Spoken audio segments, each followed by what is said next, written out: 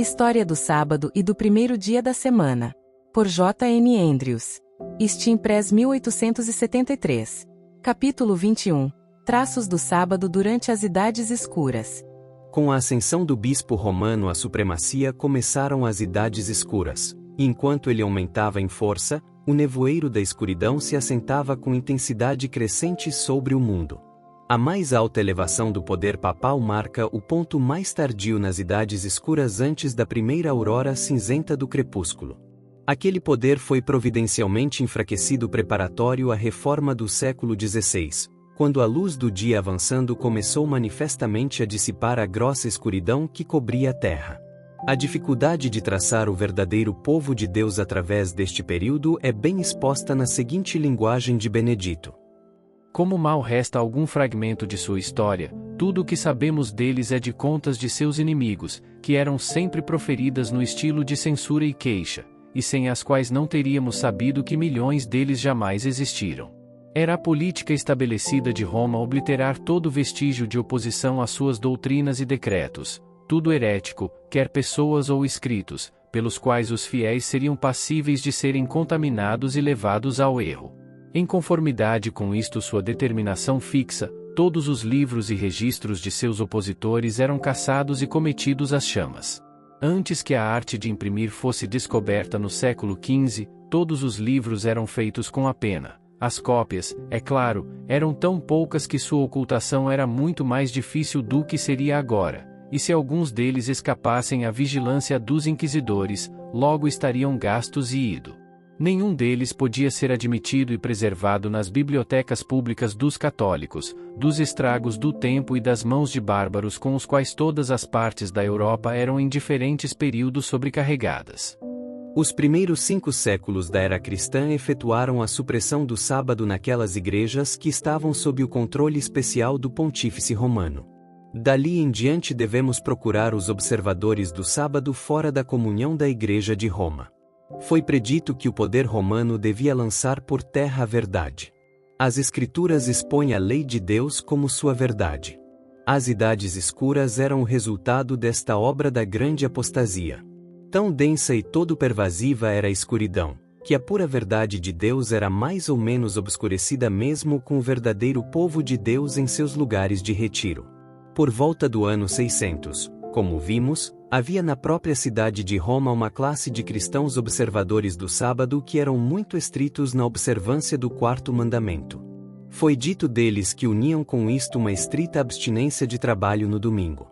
Mas o Dr. Twisse, um erudito escritor do primeiro dia que examinou particularmente o registro respeitante a eles, afirma que esta observância de domingo pertencia a outras pessoas, diferentes dos primeiros.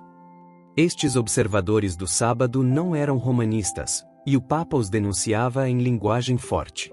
Os cristãos da Grã-Bretanha, antes da missão de Agostinho àquele país, 596 d.C., não estavam em sujeição ao bispo de Roma. Eles eram em eminente grau cristãos da Bíblia. São assim descritos. A Igreja escocesa, quando primeiro encontra o olho da civilização, não é romana, nem mesmo prelatícia. Quando o monge Agostinho, com seus 40 missionários, no tempo da heptarquia saxã, veio para a Grã-Bretanha sob os auspícios de Gregório, o bispo de Roma, para converter os saxões bárbaros, encontrou a parte norte da ilha já bem preenchida com cristãos e instituições cristãs. Estes cristãos eram os culdeis, cuja sede principal era a pequena ilha de Rye ou Ioná, na costa ocidental da Escócia. Um presbítero irlandês, Columba, sentindo-se movido com zelo missionário, e sem dúvida sabendo a condição miserável dos escoceses e pictos selvagens, no ano 565, tomou consigo 12 outros missionários, e passou para a Escócia. Eles fixaram seu assentamento na pequena ilha recém-nomeada, e daquele ponto se tornaram os missionários de toda a Escócia, e até penetraram na Inglaterra.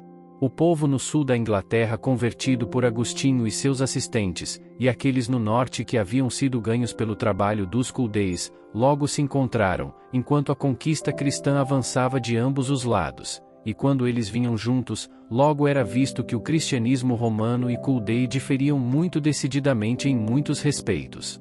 Os culdeis, na maior parte, tinham uma forma simples e primitiva de cristianismo, enquanto Roma apresentava uma vasta acumulação de superstições, e estava arranjada em sua pompa bem conhecida. O Culdei ia a Ioná para que em quietude, com meditação, estudo e oração, pudesse se preparar para sair ao mundo como um missionário. De fato, Ioná era um grande instituto missionário, onde pregadores eram treinados que evangelizaram as tribos rudes da Escócia em muito curto tempo. Ter feito tal obra como esta em menos de meio século implica atividade, pureza e sucesso apostólicos.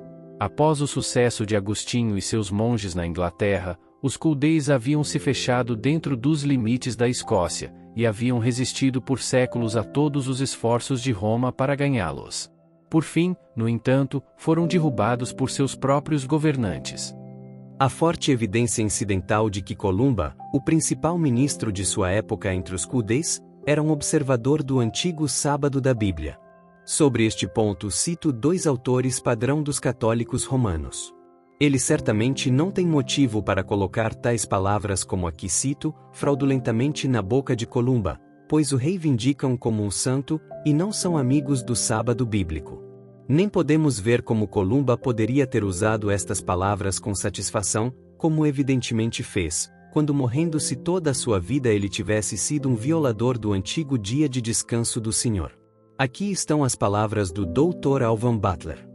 Tendo continuado seus trabalhos na Escócia há 34 anos, ele claramente e abertamente predisse sua morte, e no sábado, 9 de junho disse a seu discípulo Diarmid: "Este dia é chamado sábado, isto é, o dia de descanso, e tal será verdadeiramente para mim, pois porá fim a meus trabalhos." Outro distinto autor católico nos dá suas palavras moribundas assim: "Hoje é sábado, o dia que as Sagradas Escrituras chamam de sábado, ou descanso. E será verdadeiramente meu dia de descanso, pois será o último de minha vida laboriosa, o dia no qual devo repousar, sabatizar, após todos os meus trabalhos e problemas, pois nesta vinda noite sagrada do Senhor, Dominica Nocte, à meia-noite, eu, como as Escrituras falam, irei o caminho de meus pais." Estas palavras mostram, primeiro, que Columba acreditava que o sábado era o verdadeiro sábado bíblico. Segundo, que ele não acreditava que o sábado havia sido mudado para o domingo. Terceiro, que esta confissão de fé respeitante ao sábado bíblico era feita com evidente satisfação, embora em vista da morte imediata. Algum homem do primeiro dia jamais recorreu com prazer em seu leito de morte ao fato de que o sábado é o sábado bíblico? Mas Gil Phelan cita estas palavras de Columba como faladas em favor do domingo. Ao dar uma lista de homens eminentes que afirmaram a mudança do sábado, ou que chamaram o domingo de sábado, e ensinaram que devia ser observado como um dia de descanso sagrado, ele traz Columba assim. O testemunho de Columba é especialmente interessante, pois expressa os sentimentos do coração em um momento que testa a sinceridade da fé e o valor de um credo. Este dia, ele disse a seu servo, no volume sagrado é chamado sábado, isto é, descanso, e será de fato um sábado para mim, pois é para mim o último dia desta vida trabalhosa, o dia no qual devo repousar, sabatizar, após todos os meus trabalhos e problemas, pois nesta vinda noite sagrada do Senhor, à meia-noite, eu, como as Escrituras falam, irei o caminho de meus pais. Mas este dia que Columba disse será de fato um sábado para mim não era domingo mas sábado. Entre os dissidentes da Igreja Romana no período das Idades Escuras, o primeiro lugar talvez é devido aos valdenses, tanto por sua antiguidade quanto pela vasta extensão de sua influência e doutrina. Benedito cita de seus inimigos sobre a antiguidade de sua origem. Já observamos de Cláudio Seyssel, o arcebispo papal, que um léu foi acusado de originar a heresia valdense nos vales, nos dias de Constantino o Grande. Quando aquelas medidas severas emanaram do imperador Honório contra rebatizadores, os batistas deixaram o assento de opulência e poder, e buscaram retiros no campo, e nos vales do Piemonte, que último lugar em particular se tornou seu retiro da opressão imperial. O Dean Wadjon cita o seguinte de Rainer Saxo, um escritor papal, que tinha os melhores meios de informação sobre eles. Não há seita tão perigosa como os leonistas, por 3 razões. Primeiro, é a mais antiga, alguns dizem tão velha quanto Silvestre, papa na época de Constantino, outros quanto os próprios apóstolos. Segundo, é muito geralmente disseminada, não há país onde não tenha ganhado algum apoio. Terceiro, enquanto outras seitas são profanas e blasfemas, esta retém a máxima aparência de piedade. Eles vivem justamente diante dos homens, e não creem nada sobre Deus que não seja bom. O Sr. Jones dá a própria opinião de Sakshu como segue. Seus inimigos confirmam sua grande antiguidade. Reineriu Sakshu, um inquisidor, e um de seus mais cruéis perseguidores, que viveu apenas 80 anos após Valdo, 1160 d.C., admite que os valdenses floresceram 500 anos antes daquele pregador. Gretzer, o jesuíta, que também escreveu contra os valdenses, e havia examinado o assunto plenamente, não só admite sua grande antiguidade, mas declara sua firme crença de que os toulousianos e albigenses condenados nos anos 1177 e 1178, não eram outros senão os valdenses. Jortin data sua retirada para o deserto dos Alpes como segue. 601 d.C.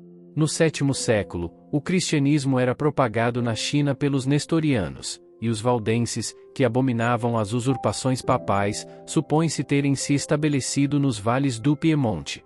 O mongismo florescia prodigiosamente, e os monges e papas estavam na união mais firme. O presidente Edwards diz: alguns dos próprios escritores papais admitem que este povo nunca se submeteu à Igreja de Roma. Um dos escritores papais, falando dos valdenses, diz: a heresia dos valdenses é a heresia mais antiga do mundo. Supõe-se que eles primeiro se retiraram para este lugar entre as montanhas, para se esconder da severidade das perseguições pagãs que existiam antes de Constantino o Grande. E assim a mulher fugiu para o deserto da face da serpente. Apocalipse 12, versos 6 e 14. E à mulher foram dadas 2 asas de grande águia, para que voasse para o deserto, para seu lugar, onde é alimentada por um tempo, e tempos, e metade de um tempo, da face da serpente. O povo sendo estabelecido ali, sua posteridade continuou lá de era em era, e sendo, por assim dizer, por paredes naturais, bem como pela graça de Deus, separada do resto do mundo, eles nunca partilharam da corrupção transbordante. Benedito faz outras citações relativas à sua origem. Teodoro Belvedere, um monge papal, diz que a heresia sempre havia estado nos vales. No prefácio à Bíblia francesa, os tradutores dizem que eles, os valdenses, sempre tiveram o pleno gozo da verdade celestial contida nas Sagradas Escrituras desde que foram enriquecidos com a mesma pelos apóstolos, tendo em belos MSS preservado a Bíblia inteira em sua língua nativa de geração em geração. Da extensão a que se espalharam nos países da Europa, Benedito assim fala. No século XIII, das contas de historiadores católicos, todos os quais falam dos valdenses em termos de queixa e reprovação, eles haviam fundado igrejas individuais, ou estavam espalhados em colônias na Itália, Espanha, Alemanha, Países Baixos, Boêmia, Polônia, Lituânia, Albânia, Lombardia, Milão, Romanha, Vicenza, Florença, Veleponetina, Constantinopla, Filadélfia, Eslavonia, Bulgária, Diognitia, Livônia, Sarmácia, Croácia, Dalmácia, Bretanha e Piemonte. E o Dr. Edgar dá as palavras de um velho historiador como segue. Os valdenses, diz Popliner, se espalharam, não só pela França, mas também por quase todas as costas europeias, e apareceram na Gália, Espanha, Inglaterra, Escócia, Itália, Alemanha, Boêmia, Saxonia, Polônia e Lituânia. De acordo com o testemunho de seus inimigos, eles eram até certo ponto divididos entre si mesmos. O Dr. Alix cita um velho escritor romano que diz daquela porção deles que era chamada Catari. Eles também estão divididos entre si mesmos, de modo que o que alguns deles dizem é novamente negado por outros. E Crosby faz uma afirmação semelhante. Havia várias seitas de valdenses ou albigenses, como a de dissidentes na Inglaterra. Alguns destes negavam todo o batismo, outros apenas o batismo de infantes. Que muitos deles eram desta última opinião, é afirmado em várias histórias deste povo, tanto antigas quanto modernas. Alguns de seus inimigos afirmam que rejeitam o Antigo Testamento, mas outros, com muito maior veracidade, dão um testemunho muito diferente. Assim, o inquisidor romano, como citado por Alix, Dá testemunho sobre aqueles na Boêmia. Eles podem dizer uma grande parte do Antigo e Novo Testamento de cor. Eles desprezam os decretos, e as palavras e exposições de homens santos, e só se apegam ao texto da Escritura. Eles dizem que a doutrina de Cristo e dos apóstolos é suficiente para a salvação, sem quaisquer estatutos e ordenanças da Igreja. Que as tradições da Igreja não são melhores que as tradições dos fariseus, e que maior estresse é colocado na observação de tradições humanas do que na guarda da lei de Deus. Por que transgredis a lei de Deus por vossas tradições? Eles condenam todos os costumes eclesiásticos aprovados que não leem no Evangelho, como a observação da Candelária, Domingo de Ramos, a reconciliação de penitentes, a adoração da cruz na Sexta-feira Santa. Eles desprezam a festa da Páscoa, e todas as outras festas de Cristo e dos santos, por causa de serem multiplicadas aquele vasto número, e dizem que um dia é tão bom quanto o outro, e trabalham em dias santos, onde podem fazê-lo sem ser notados. O Dr. Alix cita um documento valdense de 1100 d.C., intitulado A Nobre Lição, e observa. O autor, sobre suposição de que o mundo estava chegando ao fim, exorta seus irmãos à oração, à vigilância, a um renunciar de todos os bens mundanos. Ele expõe todos os juízos de Deus no Antigo Testamento como os efeitos de um Deus justo e bom, e em particular o Decálogo como uma lei dada pelo Senhor de todo o mundo. Ele repete os vários artigos da lei, não esquecendo aquele que respeita a ídolos. Suas visões religiosas são mais afirmadas por Alix. Eles se declaram sucessores dos apóstolos, ter autoridade apostólica, e as chaves de ligar e desligar. Eles sustentam que a Igreja de Roma é a prostituta da Babilônia, e que todos os que lhe obedecem são condenados, especialmente o clero que lhe é sujeito desde a época do Papa Silvestre. Eles sustentam que nenhuma das ordenanças da Igreja que foram introduzidas desde a ascensão de Cristo deve ser observada, como não tendo valor, as festas, jejuns, ordens, bênçãos, ofícios da Igreja e semelhantes, eles rejeitam totalmente. Uma parte considerável do povo chamado valdense suportava a designação significativa de sambati, ou sambatati, ou insabatati. O Sr. Jones alude a este fato nas seguintes palavras. Porque eles não observariam dias de santos, eram falsamente supostos negligenciar o sábado também, e chamados insabatati ou insabbatistas. O Sr. Benedito faz a seguinte afirmação. Encontramos que os valdenses eram às vezes chamados insabatos, isto é, indiferentes a sábados. O Sr. Milner supõe que este nome lhes era dado porque não observavam as festas romanas, e descansavam de suas ocupações ordinárias apenas nos domingos. Um sabatariano suporia que era porque se reuniam para culto no 7º dia, e não respeitavam o sábado do 1º dia. O Sr. Robinson dá as afirmações de 3 classes de escritores sobre o significado destes nomes, que eram suportados pelos valdenses. Mas ele os rejeita todos, alegando que estas pessoas eram levadas a estas conclusões pelo significado aparente das palavras, e não pelos fatos. Aqui estão suas palavras. Alguns destes cristãos eram chamados sabbati, sabbatati, insabatati, e mais frequentemente insabatati. Desviados pelo som sem atender aos fatos, um diz que eram assim nomeados da palavra hebraica sabá, porque guardavam o sábado pelo dia do Senhor. Outro diz que eram assim chamados porque rejeitavam todas as festas ou sábados no baixo sentido latino da palavra, que a Igreja Católica religiosamente observava. Um terceiro diz, e muitos com várias alterações e adições disseram após ele, que eram chamados assim de sabot ou zabote, um sapato, porque se distinguiam de outras pessoas usando sapatos marcados na parte superior com alguma peculiaridade. É provável que pessoas que não podiam descer de suas montanhas sem arriscar suas vidas pela fúria zelosa dos inquisidores, tentassem perigo afixando uma marca visível em seus sapatos. Além disso, o sapato dos camponeses acontece de ser famoso neste país, era de uma moda diferente, e era chamado a barca. O Sr. Robinson rejeita estas 3 afirmações, e então dá seu próprio julgamento de que eram assim chamados porque viviam nas montanhas. Estas 4 visões cobrem tudo o que foi avançado relativo ao significado destes nomes. Mas a própria explicação de Robinson é puramente fantasiosa, e parece ter sido adotada por nenhum outro escritor.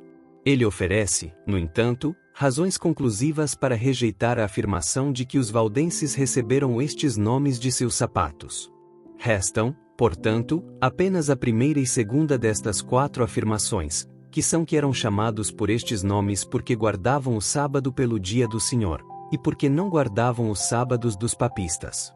Estas 2 afirmações não conflitam. De fato, se uma delas for verdadeira, quase certamente segue que a outra também deve ser verdadeira. Haveria em tais fatos algo digno de dar um nome distinto ao verdadeiro povo de Deus, cercado pela grande apostasia, e a interpretação natural e óbvia dos nomes revelaria a característica mais marcante do povo que o suportava. Jones e Benedito concordam com Robinson em rejeitar a ideia de que os valdenses receberam estes nomes de seus sapatos. O Sr. Jones sustentava, ao contrário, que eram dados a eles porque não guardavam as festas romanas. O Sr. Benedito favorece a visão de que era porque guardavam o 7º dia. Mas vejamos agora quem são aqueles que fazem estas afirmações sobre a observância do sábado pelos valdenses, que Robinson alude neste lugar. Ele cita de Gretzer as palavras do historiador Goldastus como segue. Em Sabatati, eles eram chamados e não porque eram circuncidados, mas porque guardavam o sábado judaico. Goldastus era um historiador e jurista erudito, nascido perto de Bischofszell na Suíça em 1576.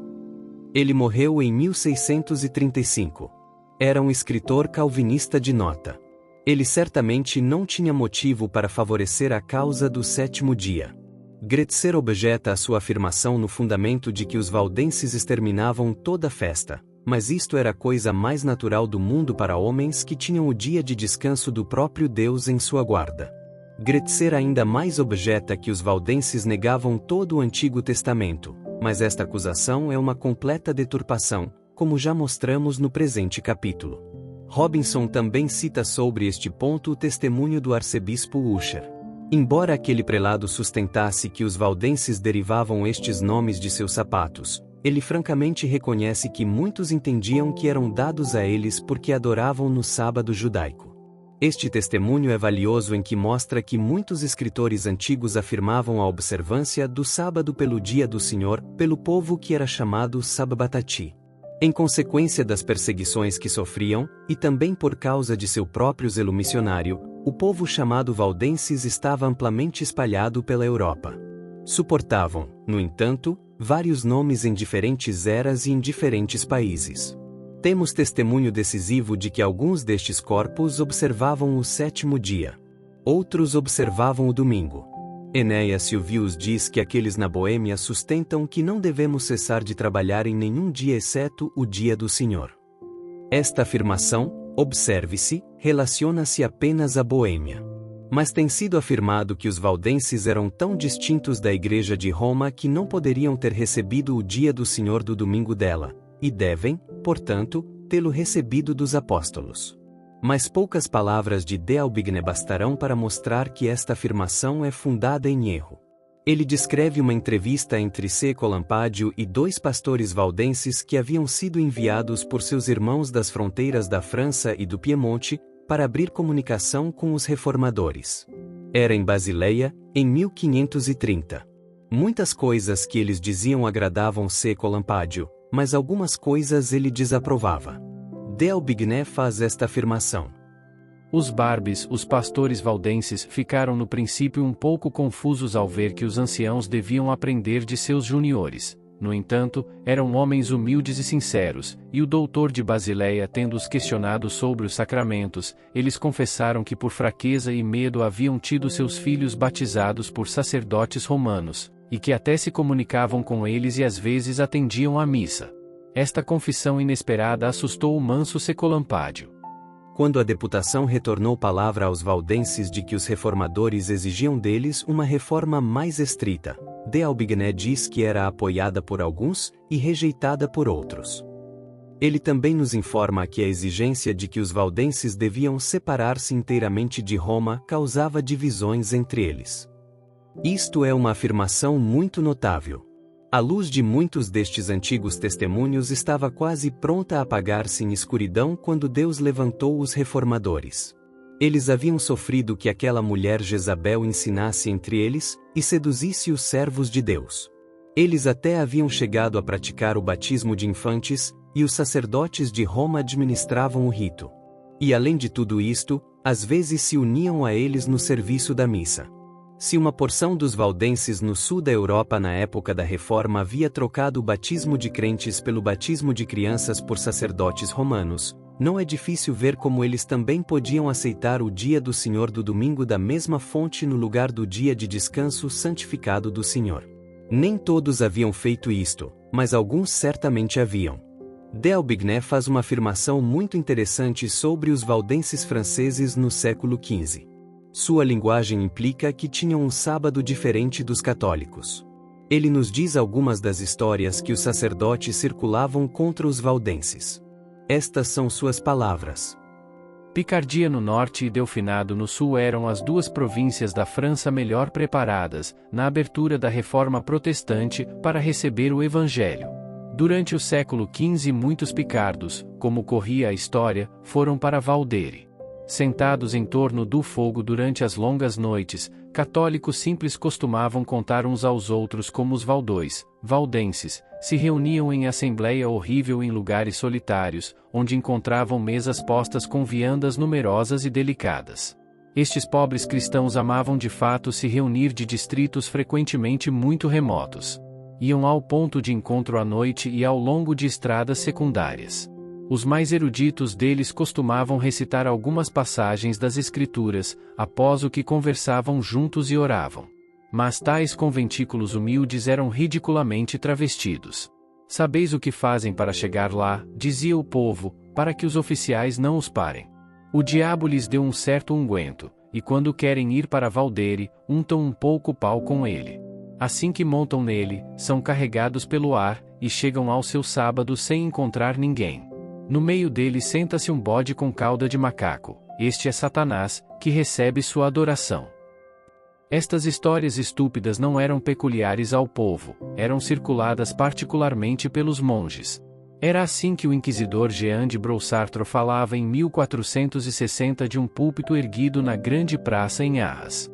Uma multidão imensa o cercava, um cadafalso era erguido em frente ao púlpito, e um número de homens e mulheres, ajoelhando e usando gorros com a figura do diabo pintada neles, aguardavam sua punição. Talvez a fé destas pobres pessoas estivesse misturada com erro. Mas seja o que for, eles foram todos queimados vivos após o sermão. Parece que estes valdenses tinham um sábado peculiar a si mesmos. E o próprio D'Aubigné alude a algo peculiar em sua fé que ele não pode confessar como a verdade, e não escolhe denunciar como erro. Ele diz: talvez a fé destas pobres pessoas estivesse misturada com erro. Falar da observância do sétimo dia como o sábado do Senhor por cristãos do Novo Testamento, sujeita um historiador do primeiro dia consciencioso a este mesmo dilema. Temos um relato adicional dos valdenses na França, logo antes do começo da Reforma do século XVI. Luís XII, rei da França, sendo informado pelos inimigos dos valdenses que habitavam uma parte da província da Provença, que vários crimes atrozes eram imputados a eles, enviou o mestre de pedidos, e um certo doutor da Sorbonne, que era confessor de Sua Majestade, para indagar sobre este assunto. Ao retornarem, relataram que haviam visitado todas as paróquias onde habitavam, haviam inspecionado seus lugares de culto, mas que não haviam encontrado ali nenhuma imagem, nem sinais dos ornamentos pertencentes à missa, nem nenhuma das cerimônias da Igreja Romana, muito menos podiam descobrir qualquer traço daqueles crimes com os quais eram acusados. Ao contrário, guardavam o dia do sábado, observavam a ordenança do batismo de acordo com a Igreja primitiva, instruíam seus filhos nos artigos da fé cristã e nos mandamentos de Deus. O rei, tendo ouvido o relatório de seus comissários, disse com um juramento que eles eram homens melhores do que ele mesmo ou seu povo. Lemos mais sobre os valdões, ou valdenses, como segue. O respeitável historiador francês, diz que os valdões guardam os mandamentos do Decálogo, e não permitem entre eles nenhuma maldade, detestando perjúrios, imprecações, brigas, sedições, etc. Pode ser próprio adicionar que em 1686 os valdenses foram todos expulsos dos vales do Piemonte, e que aqueles que retornaram e se estabeleceram naqueles vales 3 anos depois, e dos quais a presente raça de valdenses descende, lutaram seu caminho de volta, espada na mão, perseguindo em todos os respeitos um curso totalmente diferente daquele dos antigos valdenses. Outra classe de testemunhas à verdade durante as idades escuras, suportava o nome de Catari, isto é, puritanos. Jones fala deles como segue. Eles eram uma raça de cristãos simples, despretensiosos, inofensivos e industriosos, suportando pacientemente a cruz após Cristo, e, tanto em suas doutrinas quanto em seus modos, condenando todo o sistema de idolatria e superstição que reinava na Igreja de Roma, colocando a verdadeira religião na fé, esperança e obediência do Evangelho, mantendo um supremo respeito à autoridade de Deus em sua palavra, e regulando seus sentimentos e práticas por aquele padrão divino. Mesmo no século XII seus números abundavam na vizinhança de Colônia, em Flandres, o sul da França, Saboia e Milão. Eles haviam aumentado, diz Egberto, para grandes multidões, por todos os países. Que os Catari retinham e observavam o antigo sábado, é certificado por seus adversários romanos. O Dr. Alix cita um autor católico romano do século XII sobre 3 sortes de hereges, os Catari, os Passagi e os Arnoldistas. Alix diz do escritor romano que ele o expõe também como uma de suas opiniões, que a lei de Moisés deve ser guardada de acordo com a letra, e que a guarda do sábado, circuncisão e outras observâncias legais deviam tomar lugar. Eles sustentam também que Cristo, o Filho de Deus, não é igual ao Pai, e que o Pai, Filho e Espírito Santo, estas 3 pessoas, não são um Deus e uma substância. E como um excedente a estes seus erros, eles julgam e condenam todos os doutores da Igreja, e universalmente toda a Igreja romana. Agora, visto que eles se esforçam para defender este seu erro por testemunhos tirados do Novo Testamento e profetas, eu, com a assistência da graça de Cristo, fecharei suas bocas, como Davi fez a de Golias, com sua própria espada. O Dr. Alix cita outro autor romano para o mesmo efeito. Alanus atribui aos Catari quase as mesmas opiniões, como as recém-enumeradas em seu primeiro livro contra hereges, que ele escreveu por volta do ano 1192. O Sr. Eliot menciona um incidente sobre os Catari, que está em harmonia com o que estes historiadores afirmam sobre sua observância do 7º dia. Ele diz: neste ano 1163 d.C., certos hereges da seita dos Catari, vindo das partes de Flandres à Colônia, estabeleceram sua morada secretamente em um celeiro perto da cidade. Mas, como no dia do Senhor não iam à igreja, eram tomados pelos vizinhos, e detectados. Sendo trazidos diante da Igreja Católica, quando, após longo exame sobre sua seita, não podiam ser convencidos por nenhuma evidência por mais convincente que fosse, mas persistiam muito pertinazmente em sua doutrina e resolução, eram lançados fora da igreja, e entregues nas mãos de leigos. Estes, levando-os fora da cidade, os cometeram às chamas, sendo 4 homens e uma pequena menina. Estas afirmações são feitas sobre 3 classes de povo cristão que viveram durante as idades escuras: os Catari, ou puritanos, os arnoldistas e os passaginianos. Suas visões são apresentadas na linguagem não candida de seus inimigos. Mas o testemunho de antigos historiadores católicos é decisivo de que eram observadores do 7º dia. A acusação de que também observavam a circuncisão será notada presentemente. O Sr. Robinson entende que os passaginianos eram aquela porção dos valdenses que vivia nas passagens das montanhas. Ele diz: é muito crível que o nome passageiros ou passaginianos era dado a tais deles como viviam em ou perto das passagens ou passagens das montanhas, e que subsistiam em parte guiando viajantes ou viajando eles mesmos por comércio.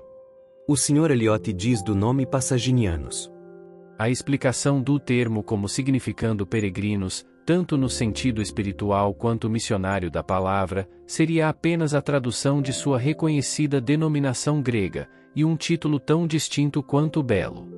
Mosheim dá o seguinte relato deles: na Lombardia, que era a residência principal dos hereges italianos, surgiu uma seita singular, conhecida, por que razão não posso dizer, pela denominação de passaginianos, e também pela dos circuncidados. Como as outras seitas já mencionadas, eles tinham a máxima aversão ao domínio e disciplina da Igreja de Roma, mas ao mesmo tempo eram distinguidos por dois dogmas religiosos que lhes eram peculiares. O primeiro era uma noção de que a observância da lei de Moisés, em tudo exceto a oferta de sacrifícios, era obrigatória sobre os cristãos, em consequência do que eles circuncidavam seus seguidores, abstinham-se daquelas carnes o uso das quais era proibido sob a economia mosaica, e celebravam o sábado judaico. O segundo dogma que distinguia esta seita era avançado em oposição à doutrina de três pessoas na natureza divina. O Sr. Benedito fala deles como segue. A conta de praticarem circuncisão é indubitavelmente uma história caluniosa forjada por seus inimigos, e provavelmente surgiu desta maneira, porque observavam o sétimo dia eram chamados por via de escárnio, judeus, como os sabatarianos frequentemente são neste dia, e se eram judeus, seguia-se naturalmente que eles ou faziam, ou deviam, circuncidar seus seguidores. Este era provavelmente o raciocínio de seus inimigos, mas que eles realmente praticavam o rito sangrento é totalmente improvável. Uma eminente historiadora eclesiástica, Michael Geddes, assim testemunha. Este ato de fixar algo que é justamente abominável a toda a humanidade sobre seus adversários, tem sido a prática constante da Igreja de Roma. O Dr. Alix afirma o mesmo fato, que precisa ser mantido em mente sempre que lemos do povo de Deus nos registros das idades escuras. Devo desejar ao leitor considerar que não é grande pecado com a Igreja de Roma espalhar mentiras sobre aqueles que são inimigos daquela fé. Da origem dos petrobrusianos, temos o seguinte relato do Sr. Jones. Mas os catari ou puritanos não eram a única seita que, durante o século XII, apareceu em oposição à superstição da Igreja de Roma. Por volta do ano 1110, no sul da França, nas províncias de Languedoc e Provença, apareceu Pedro de Bruys, pregando o Evangelho do Reino dos Céus, e exercendo os esforços mais louváveis para reformar os abusos e remover a superstição que desfigurava a bela simplicidade do culto do Evangelho.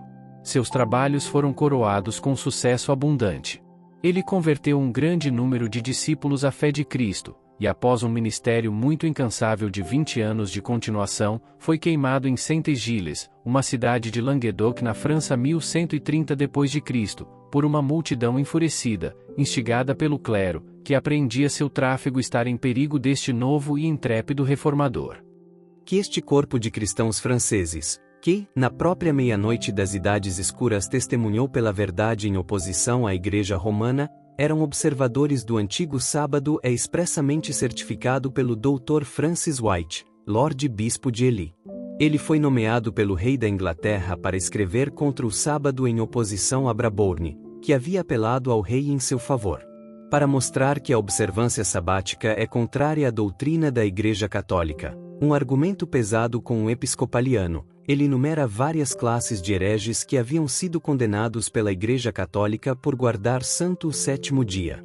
Entre estes hereges ele coloca os petrobrusianos. Nos dias de São Bernardo foi condenado nos petrobrusianos.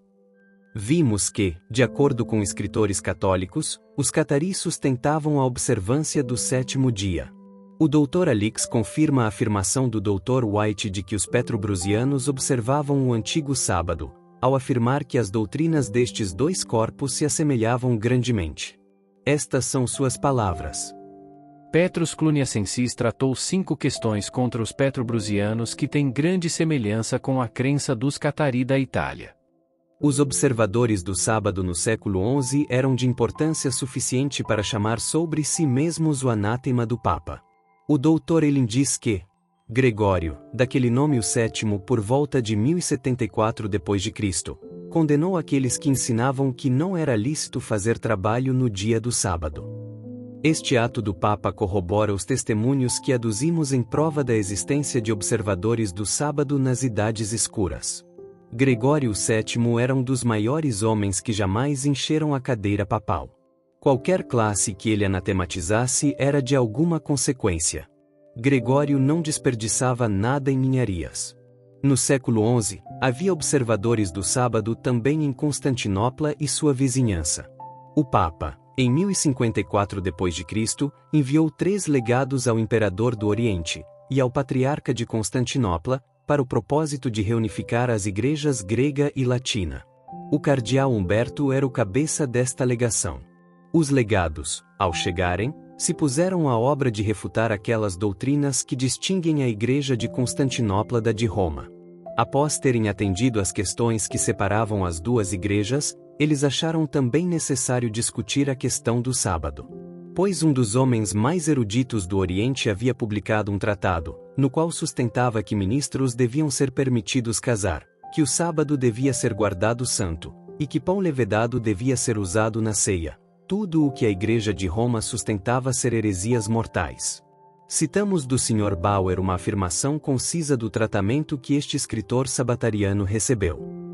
Humberto, da mesma forma, respondeu a uma peça que havia sido publicada por um monge do mosteiro de Studium, perto de Constantinopla, nomeado Nicetas, que era considerado um dos homens mais eruditos na época no Oriente. Naquela peça o monge empreendeu provar que apenas pão levedado devia ser usado na Eucaristia, que o sábado devia ser guardado santo, e que sacerdotes deviam ser permitidos casar.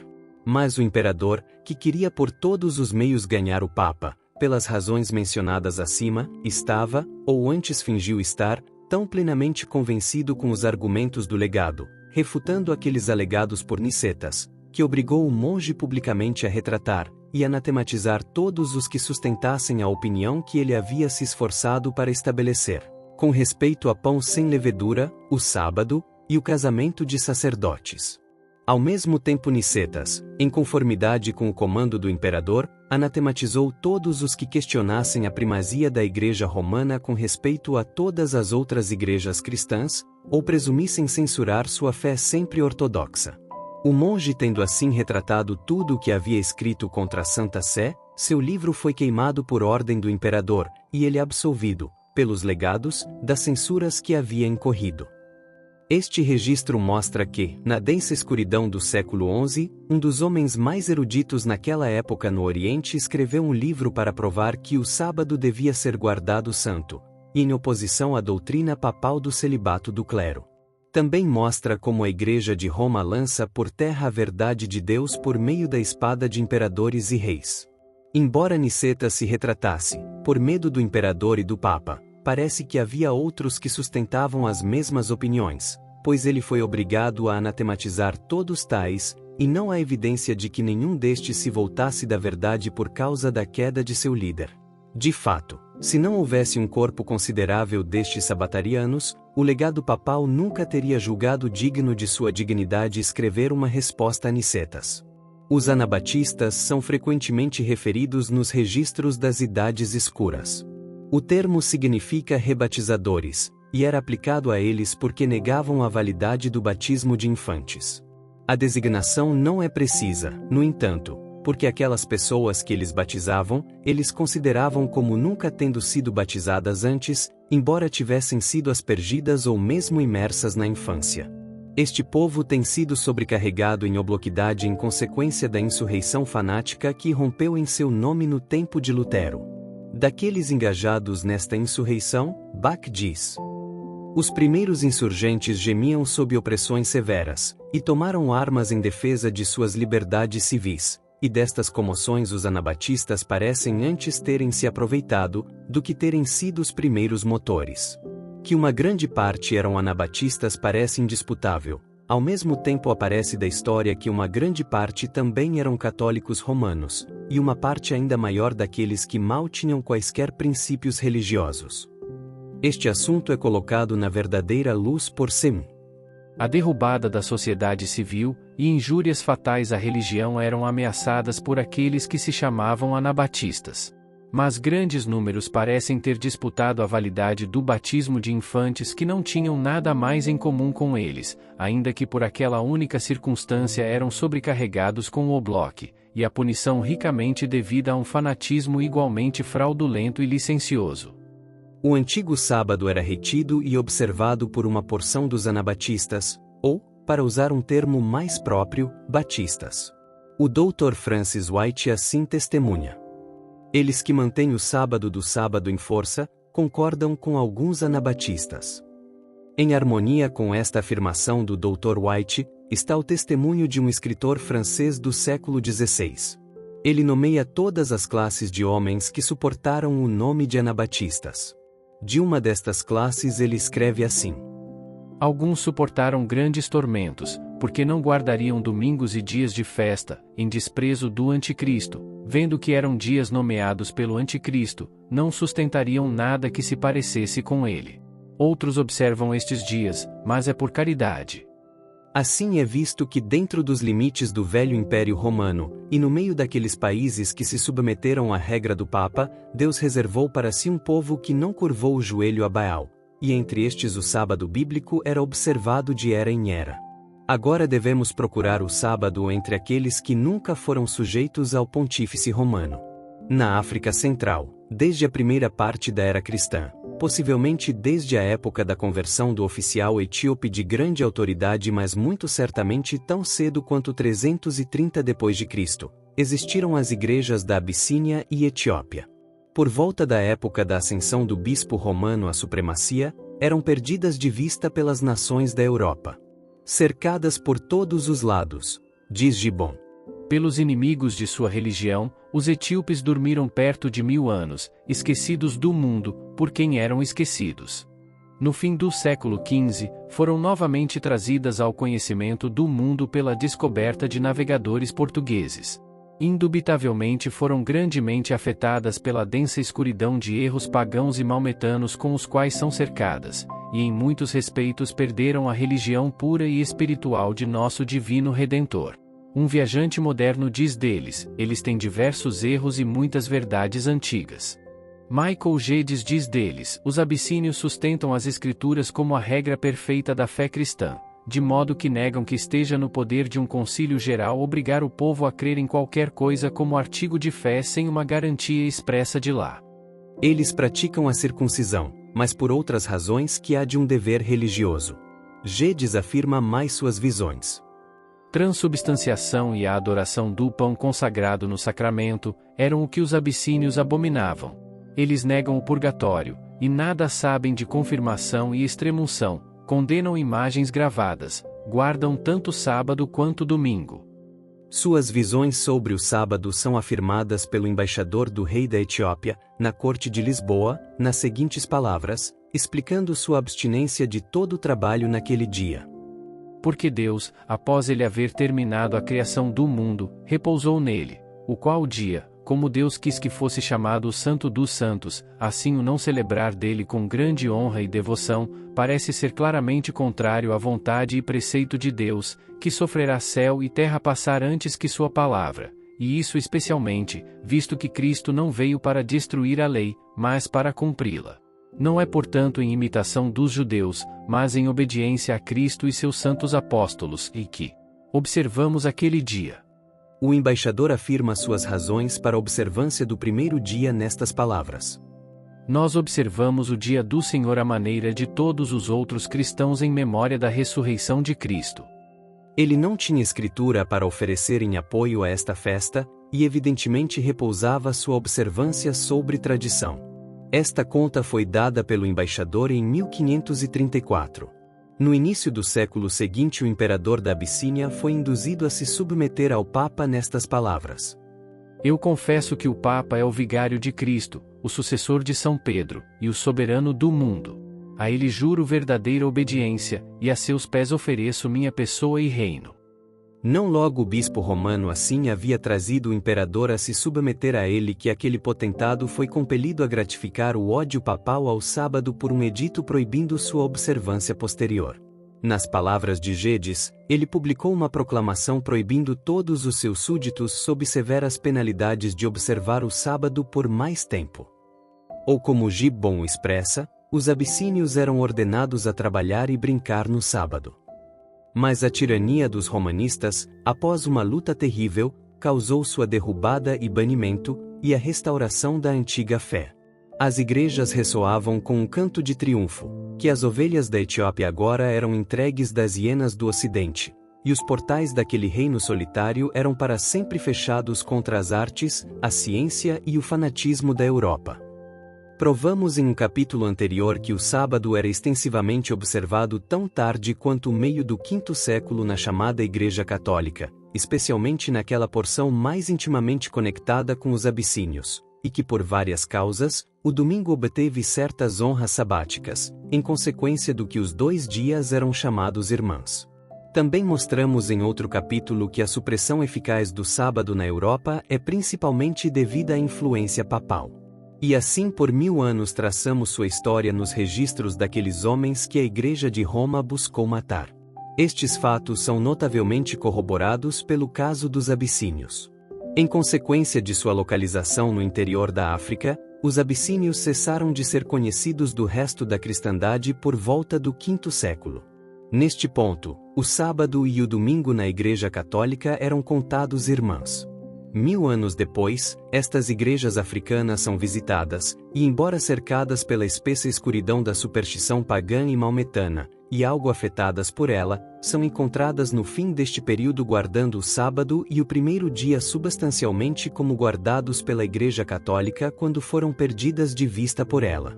Os católicos da Europa, ao contrário, haviam, no meio tempo, pisado o antigo sábado no pó. Por que este grande contraste? Simplesmente porque o Papa governava na Europa, enquanto a África Central, o que quer que sofresse, não era amaldiçoada com sua presença nem com sua influência. Mas logo o Papa aprendeu da existência das igrejas abissínias, buscou ganhar controle delas, e quando o havia ganhado, um de seus primeiros atos era suprimir o sábado. No fim, os abissínios recuperaram sua independência, e dali em diante até o presente tempo guardaram firmemente o sábado do Senhor. Os armênios das Índias Orientais são peculiarmente dignos de nossa atenção. J. W. Massey, M.A., diz dos cristãos das Índias Orientais.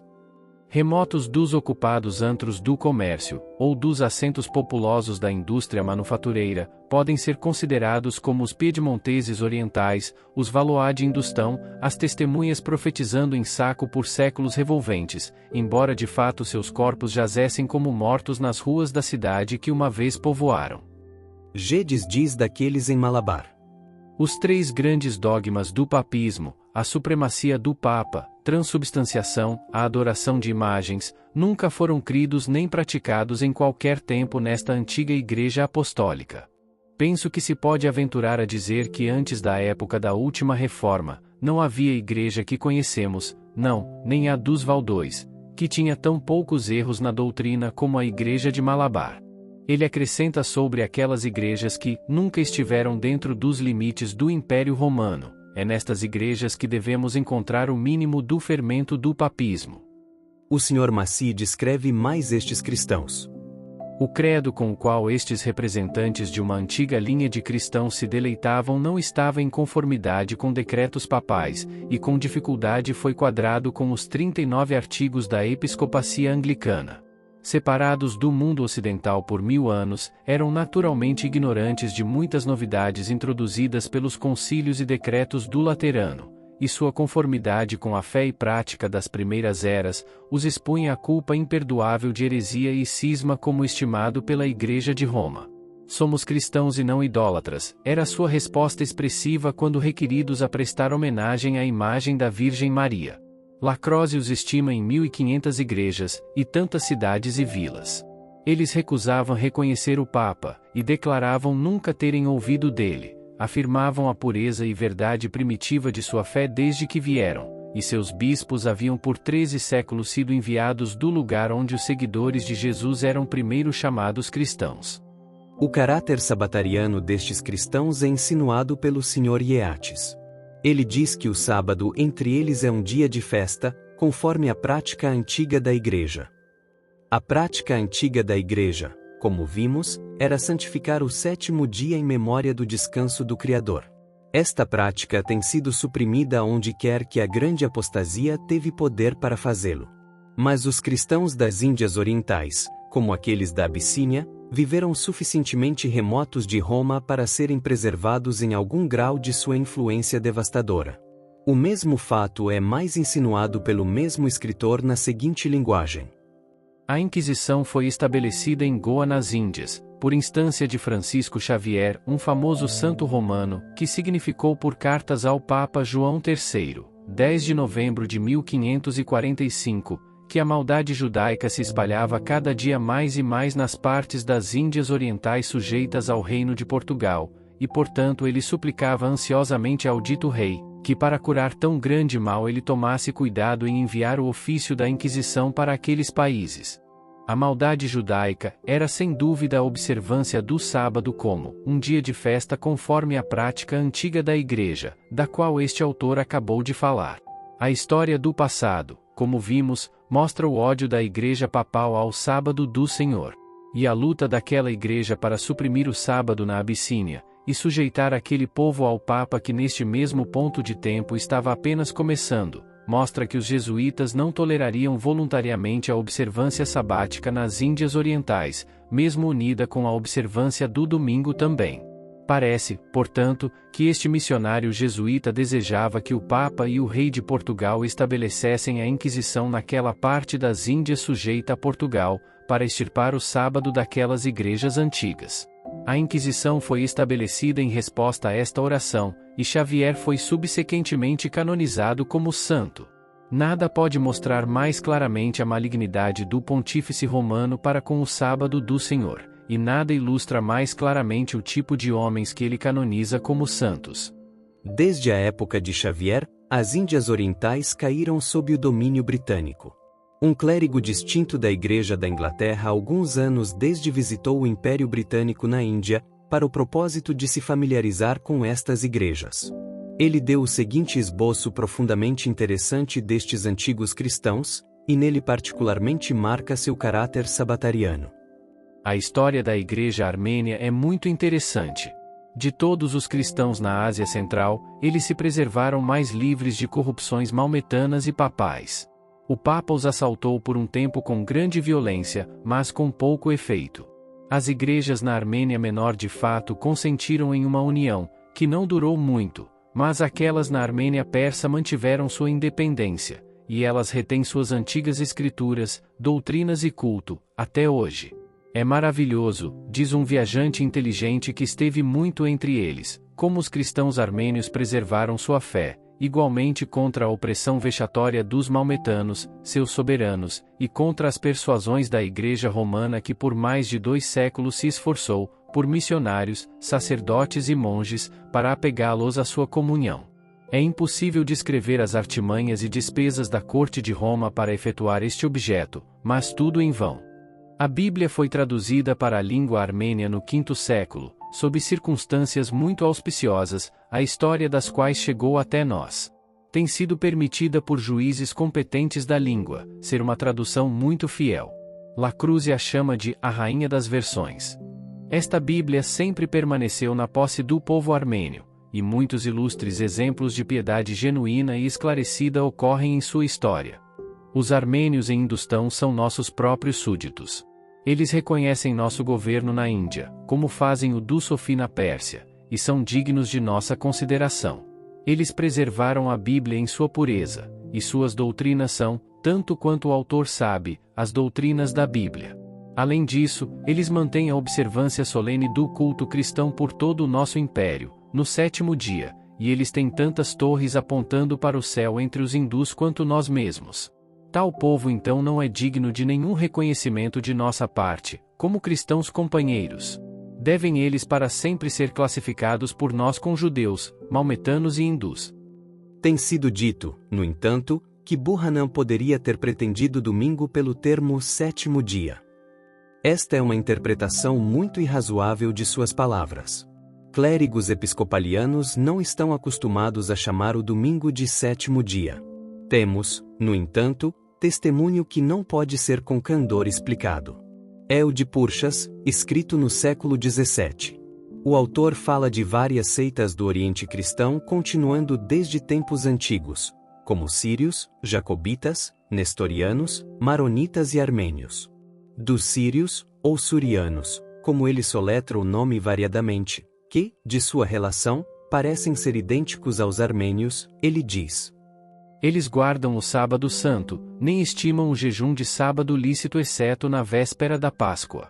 Eles têm serviço solene nos sábados, comem carne, e festejam bravamente como os judeus.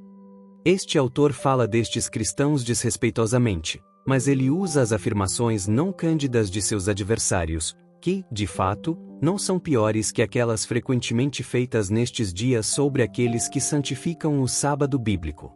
Estes fatos claramente atestam a observância continuada do sábado durante todo o período das Idades Escuras. A Igreja de Roma era de fato capaz de exterminar o sábado de sua própria comunhão, mas era retido pelo verdadeiro povo de Deus, que estava moderadamente oculto do papado nos ermos da Europa Central, enquanto aquelas igrejas africanas e das Índias Orientais, que nunca estiveram dentro dos limites do domínio do Papa, retiveram firmemente o sábado até o dia presente.